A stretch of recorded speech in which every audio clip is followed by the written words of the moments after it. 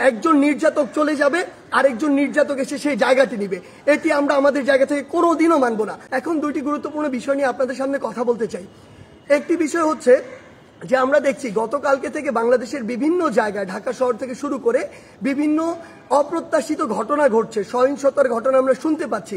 আমরা আপনাদেরকে স্পষ্ট করে বলতে চাই, এই যে বাংলাদেশের ছাত্র সমাজ একটি এত বড় আন্দোলন করেছে, একটি ফ্যাসিস্ট একটি সরকারের যে একটি পতন ঘটিয়েছে, সেটি আমরা এই কারণে করিনি যে একজন নির্যাতক চলে যাবে আরেকজন নির্যাতক এসে সেই জায়গাটি নিবে, এটি আমরা আমাদের জায়গা থেকে কোনোদিনও মানব না।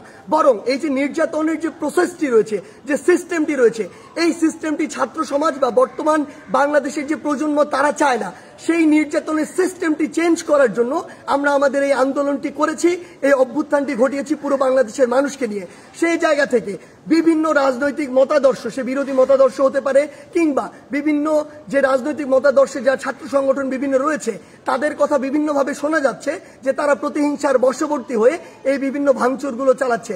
আমরা স্পষ্ট করে বলে দিতে চাই, এই বাংলাদেশে এরকম যদি অন্যায় বা অপরাধ যেগুলো হচ্ছে, এগুলোর অবশ্যই প্রত্যেকটির বিচার হবে।